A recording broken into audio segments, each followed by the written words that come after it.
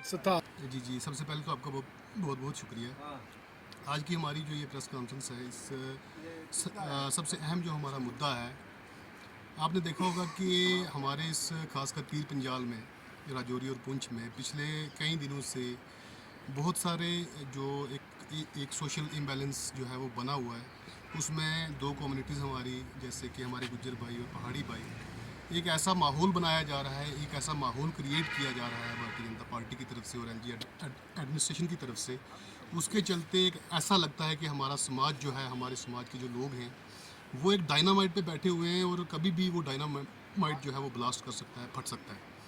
मैं दो चार चीज़ें इसी हवाले से कहना चाहूँगा कि अभी ना ही किसी ने किसी को कुछ दिया है और ना ही किसी का कुछ छीना गया है। जो भी एहतजाज, प्रोटेस्ट या रैलीज निकाली जा रही हैं, ये एक प्रीमैच्योर रैलीज निकालना ये टोटली अनएक्सेप्टेबल है। आप जानबूझकर समाज के अंदर जहर घोलने की कोशिश कर रहे हो। हम चाहे अपना पहाड़ी हो चाहे गुज्जर हो, हम एक ही मान लो कि एक ही घर के रहने वाले हैं। हमारा खाना पीना उठना बहना सब कुछ एक है। हम एक साथ एक इलाके एक ही माशरे में रहते हैं और हमें दूर दूर करने की कोशिश की जा रही है। ये भारतीय जनता पार्टी की नफ़रत की पॉलिसी है और भारतीय जनता पार्टी ऐसे घिनौने काम करके आवाम को, आम आदमी को, जो बेसिक हमारे मुद्दे हैं, जो बेसिक इश्यूज़ हैं, उनसे भटकाने की कोशिश कर रही है। हमारे स्कूलों की हालत बहुत ही ज़्यादा खस्ता है। हमारे हॉस्पिटल, आप यहाँ पे करप्शन का लेवल देखें, आप इन्फ्लेशन देखें कि महंगाई है वो आसमान छू रही है। इन सब चीज़ों से ध्यान भटकाने के लिए बीजेपी ने पहले हिंदू मुस्लिम किया, डोगरा को कश्मीरी से लड़ाया, अब वो गुज्जर को पहाड़ी से लड़ा रही हैं और पहाड़ी को गुज्जर से लड़ा रहे हैं। और हमारे लोगों को, जो हमारे यहाँ पे हमारे रहनुमा और हमारे रहबर हैं, उनको होश के नाखून लेने की ज़रूरत है।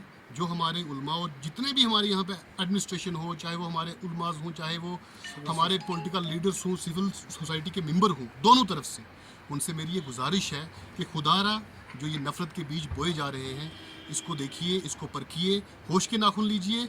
ऐसा ना हो कि हम समाज के अंदर एक दूसरे के कल मुंह लगने से भी कासिर रहें। पहले तो आप मीडिया भाई बंधु का शुक्रिया जो आपने टाइम निकाला और हमें जो प्रेस कॉन्फ्रेंस के लिए मौका दिया, सबसे पहले आपका शुक्रिया। उसके बाद सवाल यहाँ ये उठता है कि जो ये दो कम्युनिटी के अंदर जो जंग एक किस्म का लगा के बैठी है बीजेपी, या ऐसे ये एलजी एडमिनिस्ट्रेशन या भारतीय जनता पार्टी जो है दो कम्युनिटी को लड़ाने की कोशिश कर रही है, ये सरासर नाइंसाफ़ी है। एक वक्त ऐसा आएगा कि जिसमें इन लोगों को पता लग जाएगा कि किसको क्या मिलना है, किसको क्या नहीं मिलना है। ये खाली खिलवाड़ है सिर्फ आम जनता के लिए, आम लोगों के लिए, जो कि इस वक्त अपने बच्चों को स्कूल भेज रहे हैं और स्कूल की हालत जो है वो बहुत खस्ता है। और उसके दूसरे नंबर पे जो मेन चीज़ आती है वो है हॉस्पिटल की इंफ्रास्ट्रक्चर की हालत ये है। और तुम रैलियाँ निकाल रहे हो और तुम घर घर जाके लोगों को बोल रहे ये गुजर है, ये पहाड़ी है, हम सब एक हैं, हम सब मिल के रहना चाहते हैं। खुदारा जितने भी लोग, जितने भी बड़े बड़े रहनुमा हैं, बड़े बड़े लीडर हैं, जो कहते थे कि हम 370 को वापस लाएंगे, 75 को वापस लाएंगे, कुछ नहीं, ये सब खोखले वादे हैं। वो आज छुप के गुफा में बैठे हैं, अपने घरों के कोनों में बैठे हुए हैं और आगे आम लोगों को जो है वो कुर्बानी के लिए भेजा हुआ है। तो मैं जितने भी हमारे जो मजहबी रहनुमा हैं, जैसे हमारे उलमा हैं, जैसे शाहीन साहब ने अभी कहा कि जितने भी लीडर लोग हैं, जितने भी बड़े लोग हैं, उनका ये फ़र्ज़ बनता है आज के टाइम में कि इन लोगों को लड़ाने के बजाय इन लोगों को एक सही दिशा दी जाए, ताकि आने वाले टाइम में ये लोग एक दूसरे के साथ मिलजुल के अपना भाईचारा जो है वो बनाए रखें। शुक्रिया, खुदा हाफ़िज़। सबसे पहले मैं मशकूर हूँ मीडिया के भाइयों का जो आए और हमें लाइव देना चाहता हूँ कि पिछले गुजरे चंद दिनों से जो ये माहौल हमारे पीर पंजाल में और स्टेट के अंदर बन रहा है और ये जो जहर हमारे समाज के अंदर घोला जा रहा है और भाई को भाई से लड़ाया जा रहा है उन हकूक़ के लिए, और वो पार्टी लड़ा रही है जिसने हमारे सारे हकूक़ छीन लिए, जिसने हमारे सर से छत और पाँव के नीचे से ज़मीन खींच ली, जिसने हमारे तमाम हकूक़ यहाँ से हमारी स्टेट को तोड़ के यूटी बना दिया, हमारी ज़मीनें चली गई, हमारे मामला तमाम वहीं के वहीं हैं।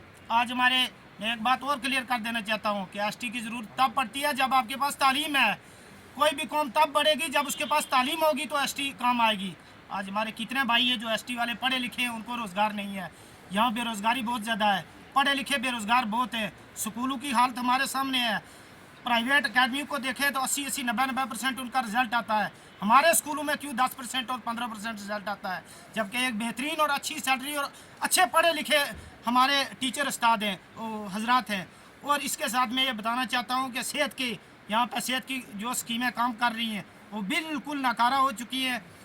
PHC में चले जाओ, स्कूल में चले जाओ, GMC में चले जाओ और कहीं किसी भी विषय पर चले जाओ, आपको ये हुकूमत नाकाम नज़र आएगी। इसका एक ही मुद्दा है, सिर्फ समाज के अंदर जहर घोलना और जो महंगाई को, बेरोज़गारी को दबा के रखना और लोगों का जहन भटकाना। मेरे भाइयों, हम सब एक हैं, गुजर और पहाड़ी भाई भाई हैं। आने वाला वक्त बताएगा कि किसको कितना हक मिलता है, कैसे मिलता है। अभी तक कोई क्लियर नहीं हुआ, कोई सरकार ने गजट नहीं निकाला, ना किसी को मिला है, ना किसी से कुछ गया है।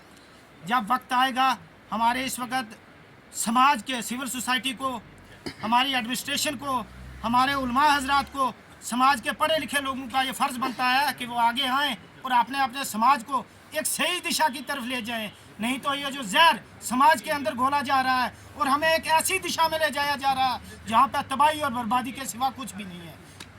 तो मैं फिर से आपका शुक्रगुजार हूँ और तमाम लोगों से मेरी अपील है, अपना प्यार, अपनी एकता, भाईचारा कायम रखें। हम सब एक हैं, एक ही जगह के रहने वाले, एक ही मुश्किलात हमारी हैं, एक ही परेशानियां हैं। हमें मुद्दों से भटका के वो लोग हमें देने की कोशिश कर रहे हैं जिन्होंने हमारे सारे हकूक़ छीन लिए। हमें कुछ भी नहीं मिला। बहुत बहुत शुक्रिया।